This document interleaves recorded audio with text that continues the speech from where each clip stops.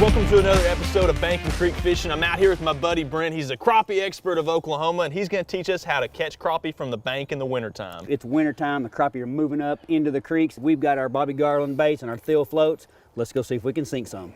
And guys, this is such an intricate thing that we're doing here that Brent's teaching me. We're using a Thill foam cork, and then we've got a baby shad suspended below it, but you've got to have this thing at the perfect depth. You got to know what's down there. There's a stump out here on this point we're fishing, and you have to have this thing perfectly set to get right in their face. This part of the creek, they like to be at about 6 feet, so I know I'm about 5'9", 5'10", so I just put that bobber right above my head so I know that my cork is always at the same height. Now there are places in this creek where they like to be a lot shallower, 18 inches to 2 feet. So all that is repetition, being able to come over here and knowing where you're at. So if you don't know where you're at, one of the best things is to just start shallow and go deep, or start deep and go shallow. Yeah! Gosh, that's so much fun. That's another good crappie right there. You know, one thing about these creeks is you don't catch a lot of great big ones. I mean, every now and then you'll catch a real nice one. That's a pretty nice one right there. Yeah. Shoot, yeah. You know, those things right there, they will fill up a freezer. Yeah, well, just for walking 5 minutes from your house, it's pretty cool. And I mean, there's places like this all over the country that you can find this kind of stuff. And that's the best part is when a creek crosses the road, that creek goes somewhere. There's going to be a deep part of that creek. Go find it. In the wintertime, fall time, go catch those crappie. All right, Brent, I'm not a cork master by any means. Why are we using a weighted cork? Well, we're having to throw a long ways, number one. And so as crappie fishing, you want to use the smallest hook you can. And if I'm using a 16th or a 32nd ounce jig head, I can't bomb that thing 50 or 60 feet. So Thill's come out with this weighted cork that's perfectly weighted. I can throw a 16th ounce, a 32nd ounce jig head, and as you see, my cork is 6 feet up, and I can throw that thing almost all the way across this creek. I actually can throw it all the way across the creek. I just don't want to. There it is. I'll just catch one while we're talking about that weighted cork. Yeah, I'm gonna get out there.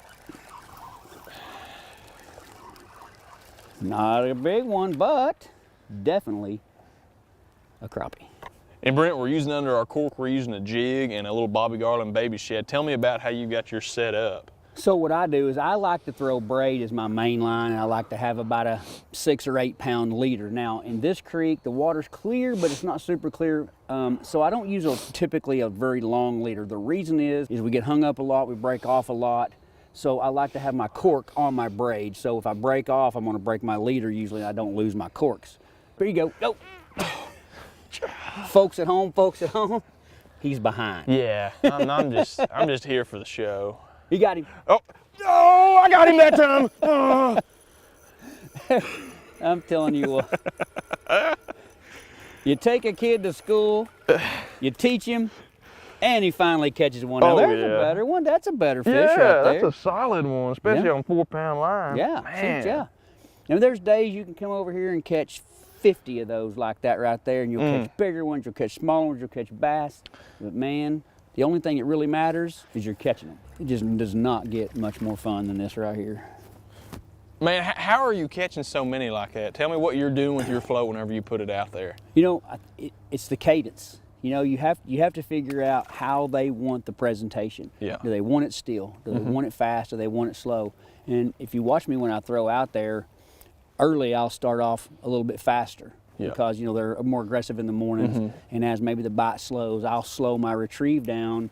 And sometimes I'll just throw it out there and do just a super slow retrieve. Yeah. It's like that. Speaking of that, just asking him, I'm gonna catch a fish. Right. That's a better one too. That's a good one there. That's pretty good, yeah. That's, oh, son. Dave! That's one of them old head shakers right there now. Come on, buddy. See if this will make a taco. I believe this will make a taco. Oh, yeah. Yes, sir. Hey, this is what creek and bank fishing is all about. Oh, yeah. Catching a good-sized crappie, local to where you live. Find the creek, get the bait, catch the crappie.